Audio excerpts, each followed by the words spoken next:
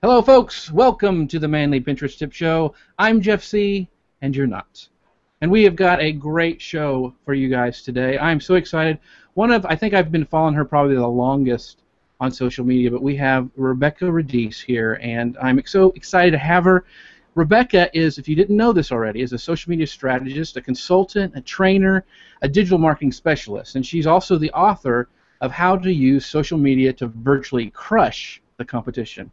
She's headed social media campaigns for companies like Better Homes and Gardens Real Estate and has been actively involved in the marketing industry for over 17 years. She's been named the top 100 social media professionals to follow, top social media professional to follow in 2013 and 14, and top entrepreneurs that rock in 2013.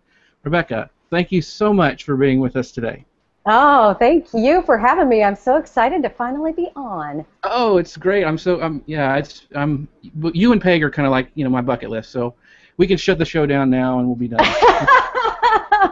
Well, the next time then it'll have to be both of us. That's right. That would be a lot of fun. That would be a lot of fun. Yeah, except we might have to extend the time. I don't know that 30 minutes would do us justice. That's right. We would probably, it would go over the 30-minute slot for sure.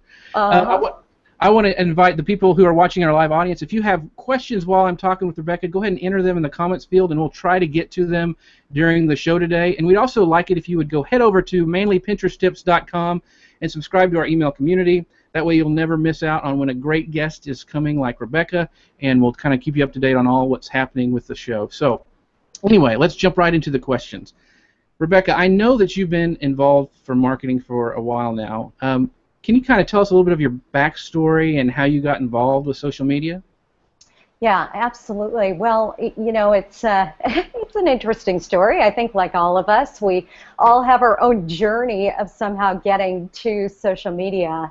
And for me, most of mine has been within the real estate industry. You mentioned in the news, Better Homes and Gardens Real Estate. And so I've been in and around the real estate industry for going on 20 years. That seems like a long time, quite a while.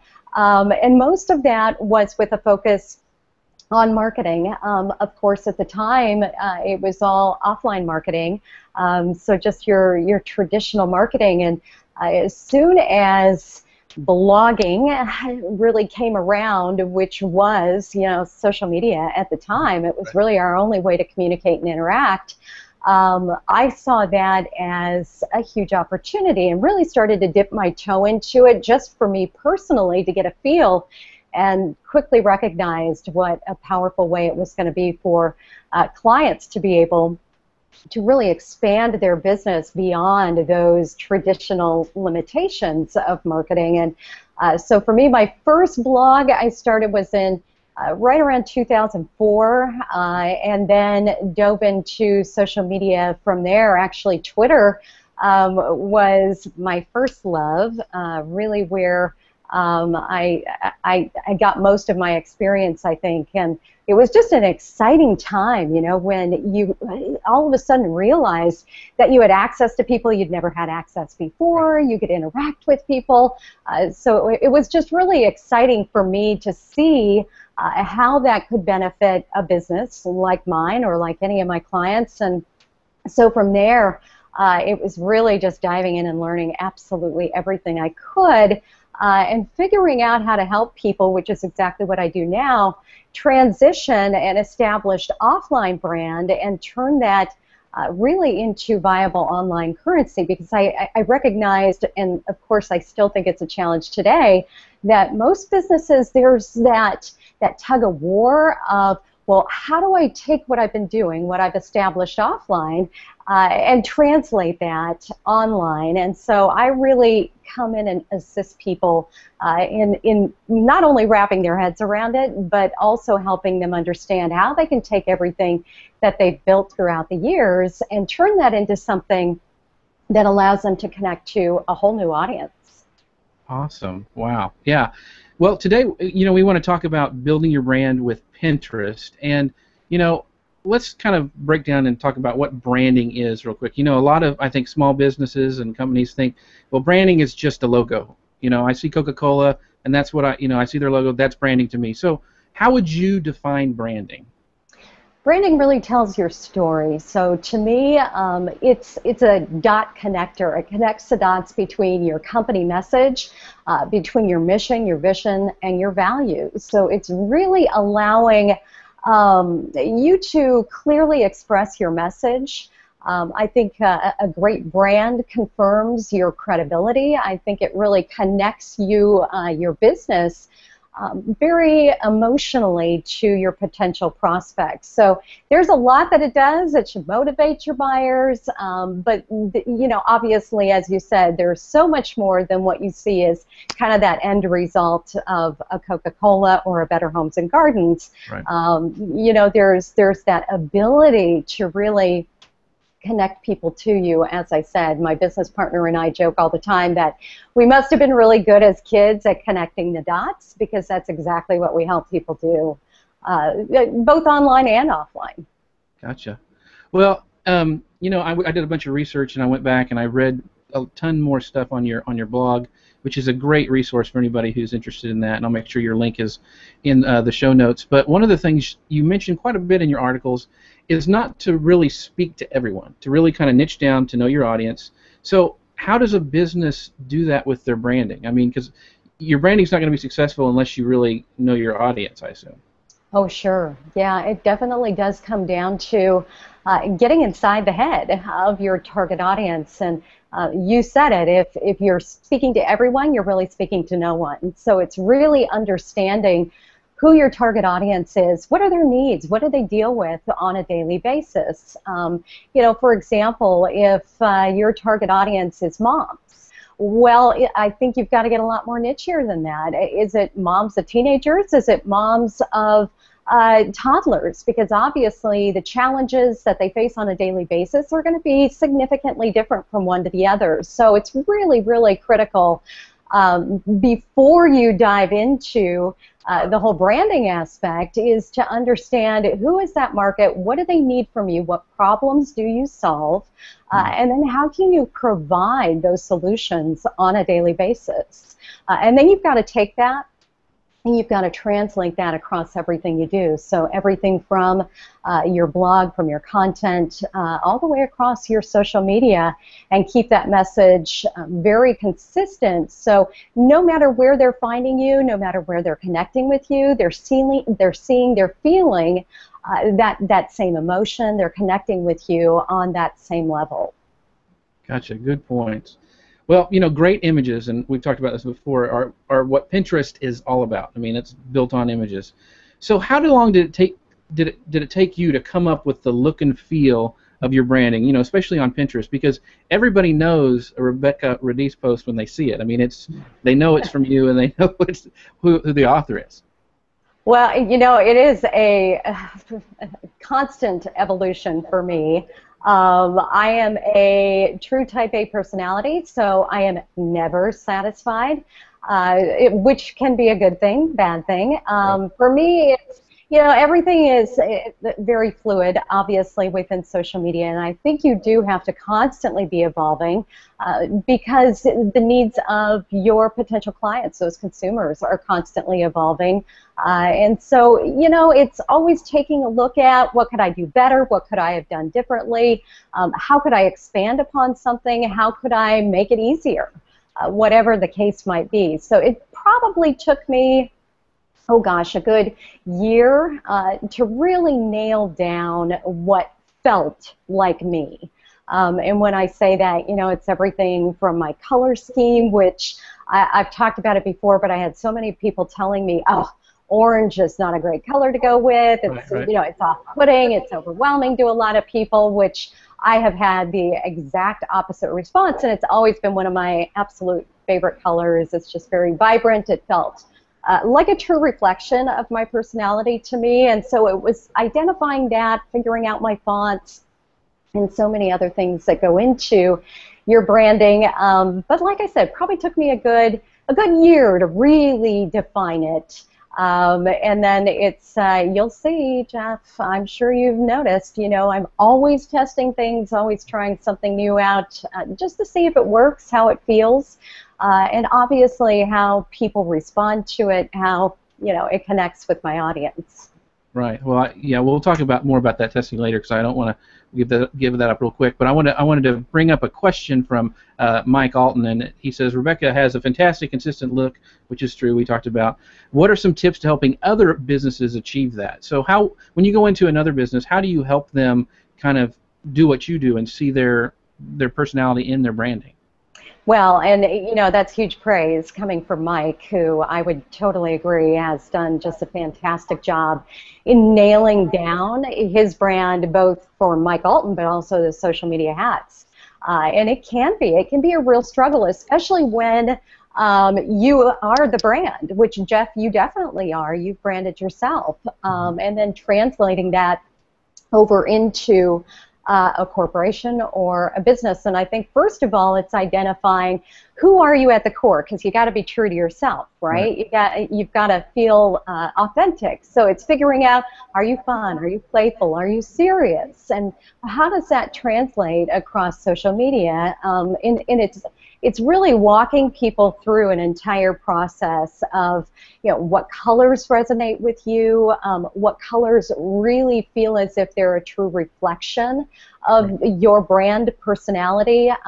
So much of that is understanding what is your mission, what is at the core of your business. When you talk about what you do, how you help people, what that elevator pitch is. Right.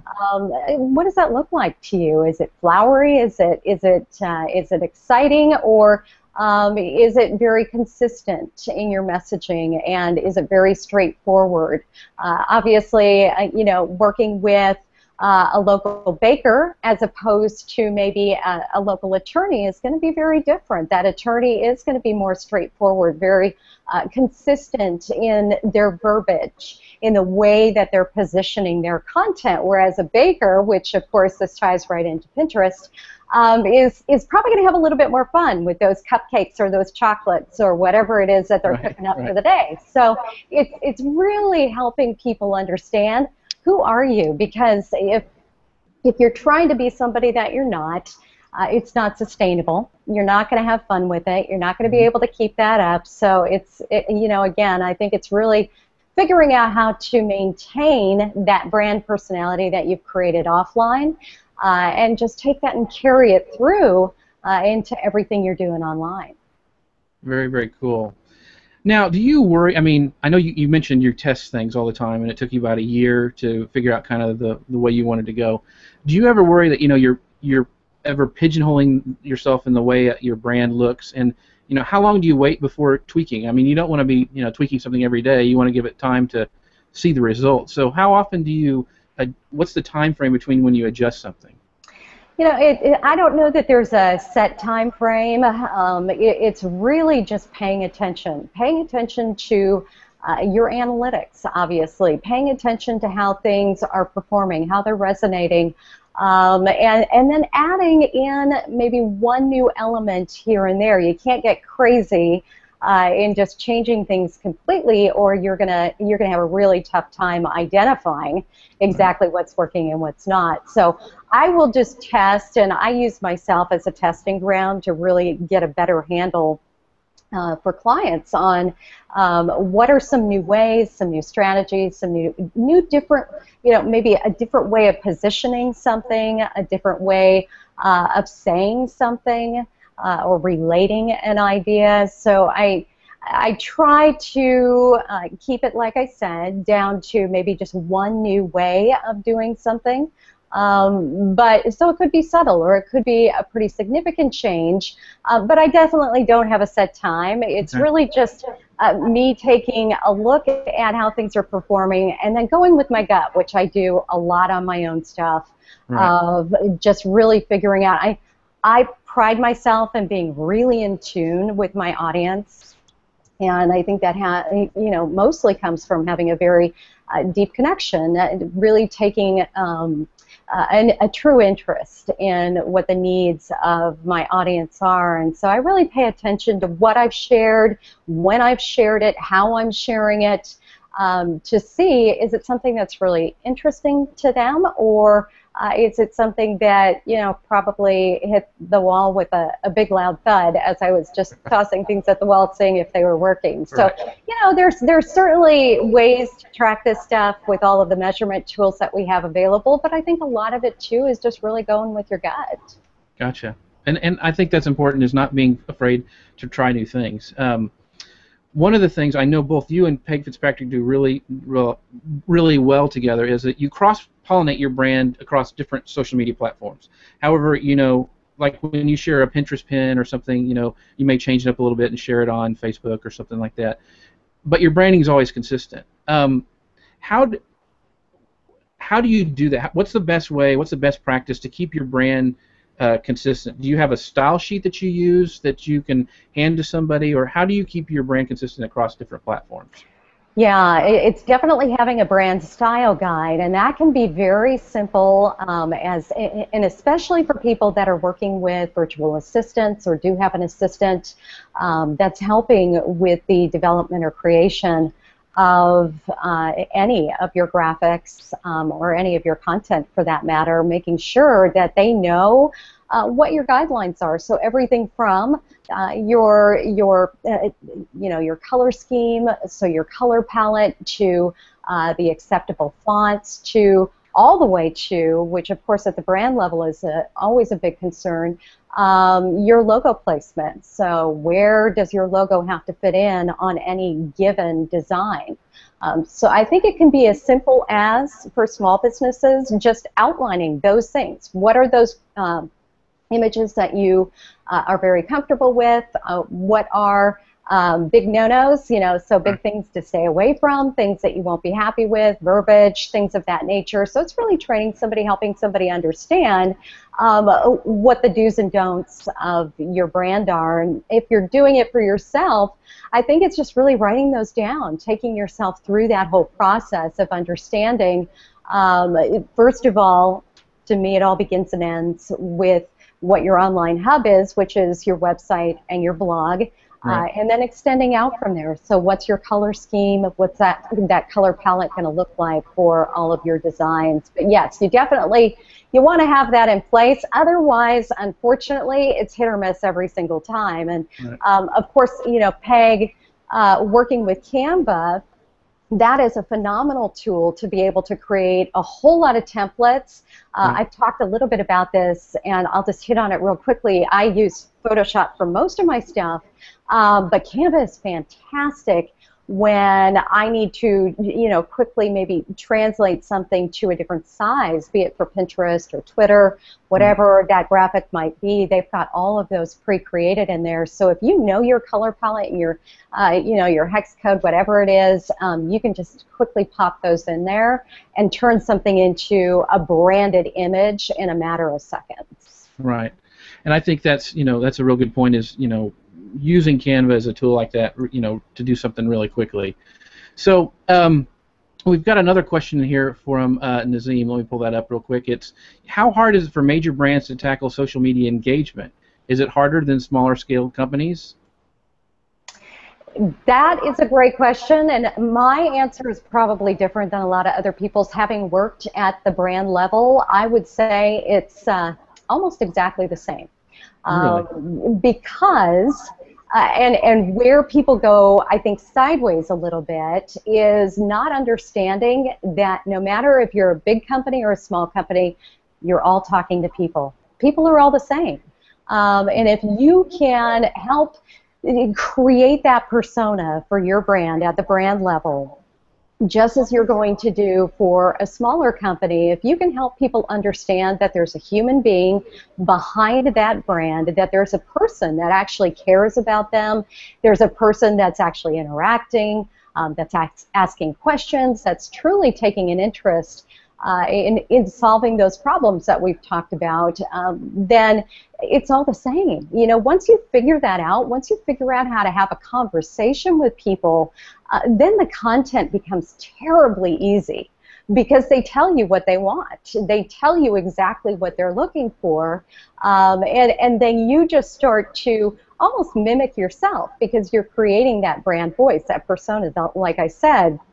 It's really just understanding who is that person that you're talking to, and then giving them what they're looking for every single day. And where, like I said, where I think people get a little sideways in their thinking is thinking, oh, this is a brand, I'm speaking for a big brand, and certainly that's an enormous responsibility that you have to be very, very careful. Everything you do and say is in line with the mission of that brand. Of course, you're speaking on behalf of a large corporation, and you're going to have your limitations, but I think with the right marketing team, you can see what some of these companies are doing out there. Sprout Social is always one I use as a great example. Right.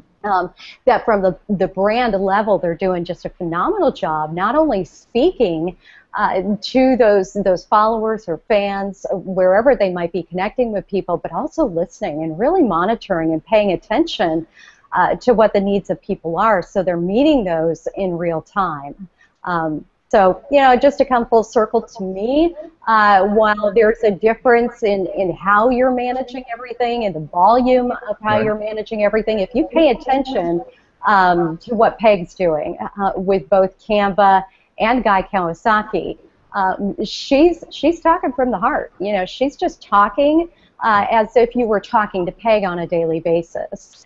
And so what she has done is taken all that fun, that goodness, that uniqueness about those two different brands, but put her own unique spin on it. And I think that's what has to happen. And I think once you figure out how to do that, whether you're a small company or a large company, things change monumentally in the conversations that you start to have.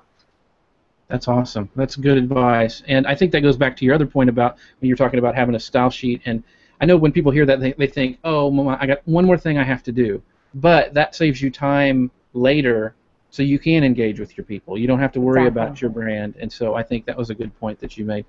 I also want to go back to testing real quick, because I've noticed, and I probably caught you right in the middle of testing stuff, is that sometimes on Pinterest you had been sharing, a long portrait-sized image, and now it seems you're going back to kind of like the horizontal image for some of your blog posts. So is that something you're testing right now, or is there a reason behind that? Because I know that's one question I always get is, what's the optimal size on Pinterest?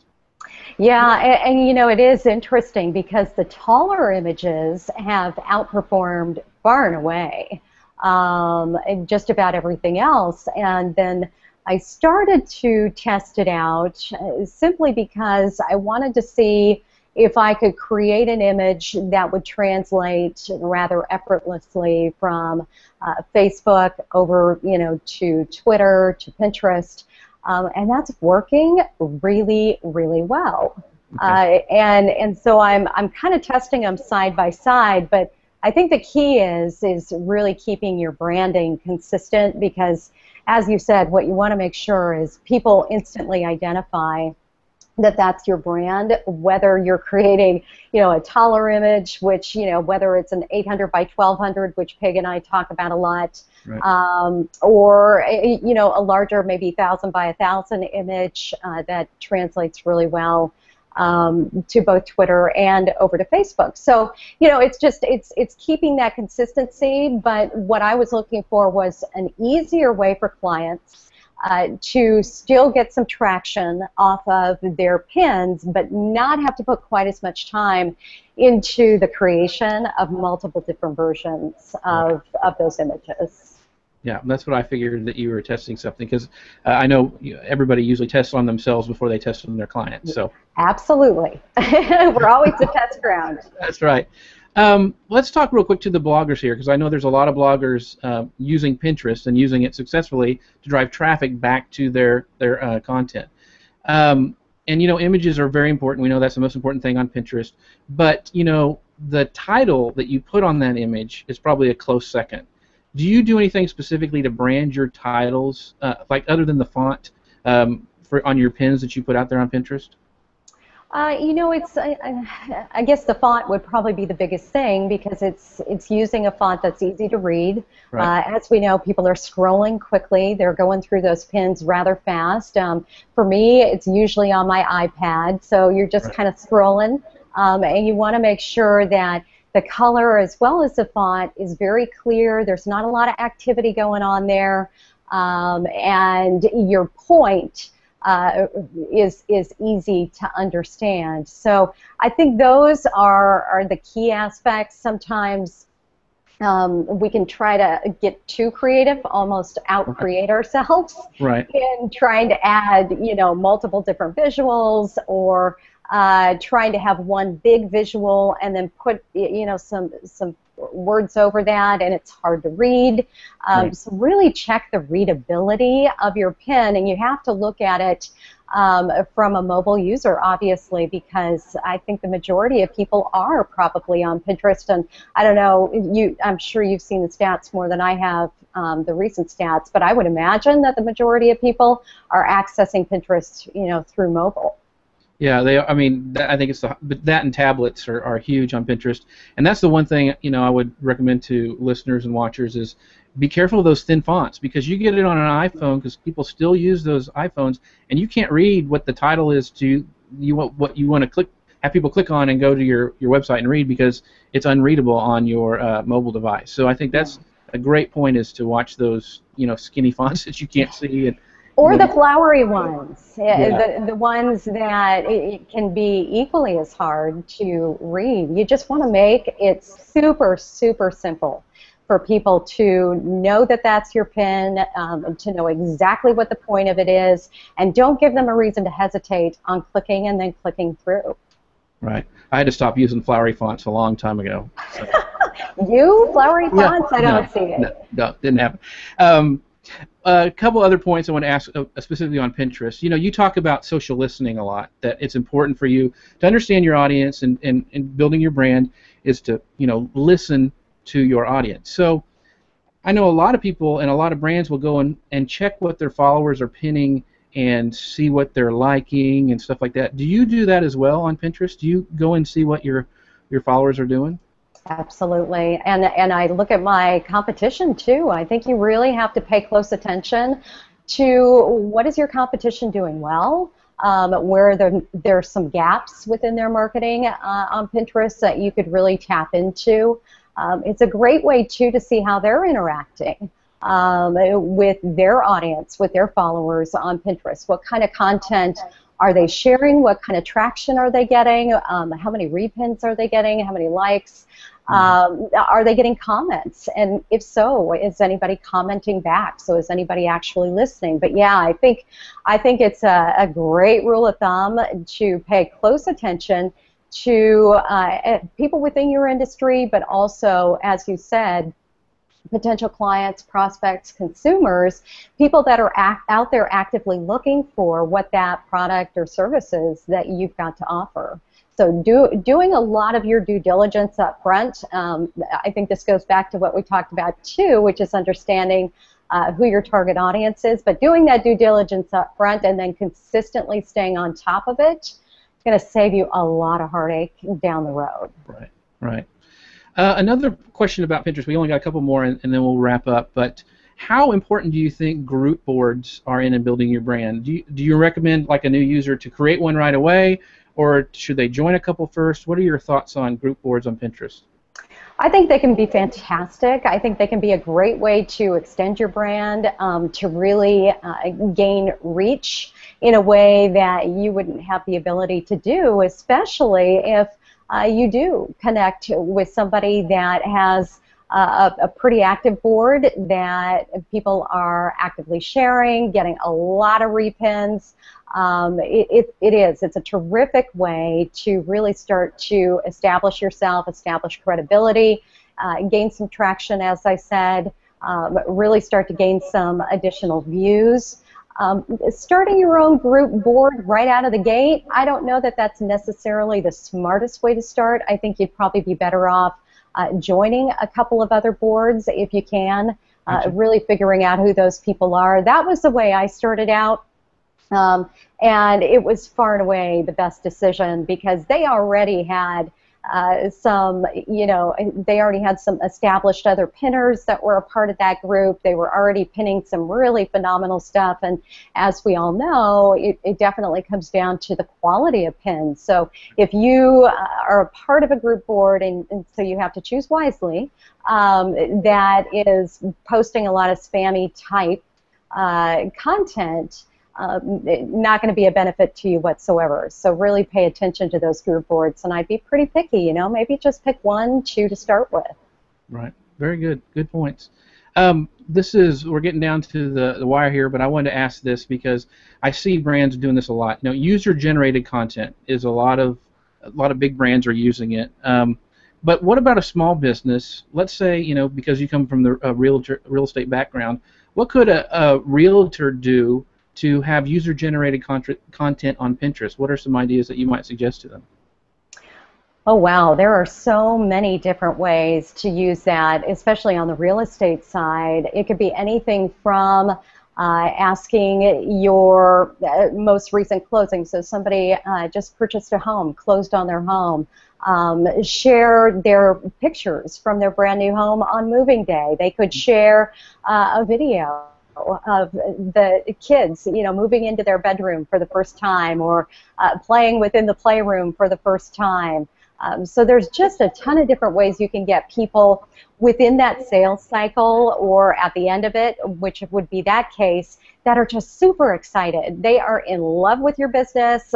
They have truly become brand advocates, raving fans, as we all know them to be, and capture that excitement, that enthusiasm, and get them to share. So back to, you're a local bakery and somebody just purchased, a dozen cupcakes for their kids' piano recital, and they absolutely love them, raved about them, come in to tell you, ask them, go share that picture of all of the kids enjoying those cupcakes, share that Vine, share that hyperlapse, whatever it is.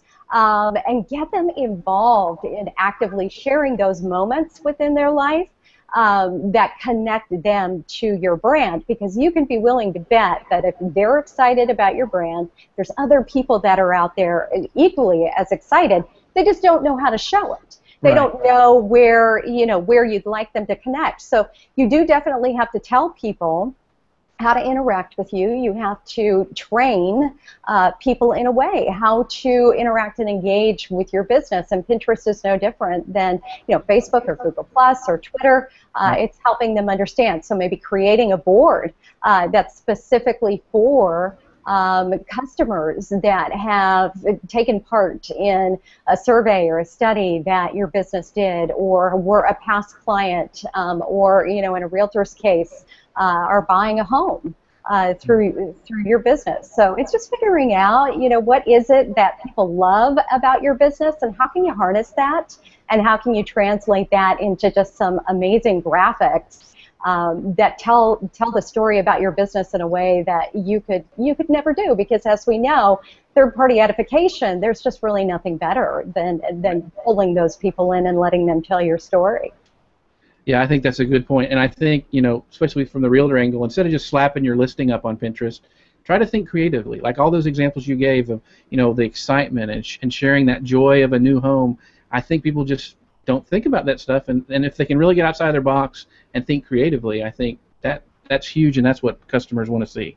Yeah, exactly. Well, and then it gives them an outlet to say, oh my gosh, that's exactly what I love about that company or that person or that brand. And all of a sudden, you've got, just this little mini marketing army out there that's helping you really extend your brand in a way, like I said, that you could have never thought possible, nor maybe your budget could ever make it a possibility. So it's great word of mouth.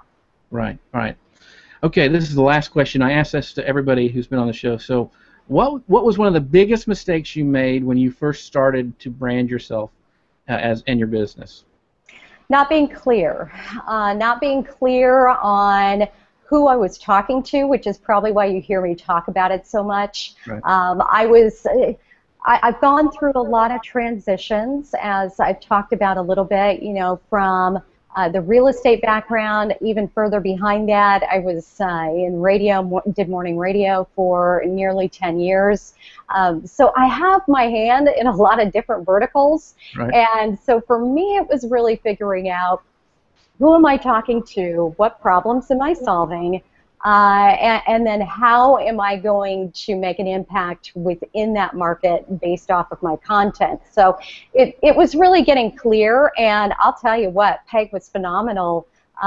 We've really helped each other in that sense walk through what our process is.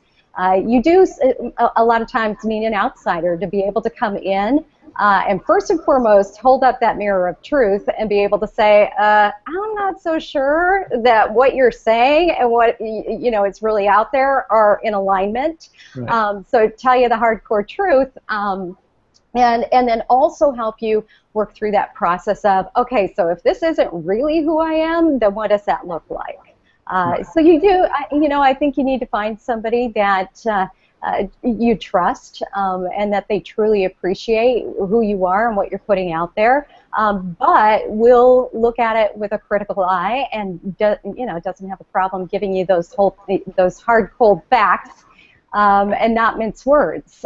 So for me, it was not being clear right out of the gate, which I think really hurt me.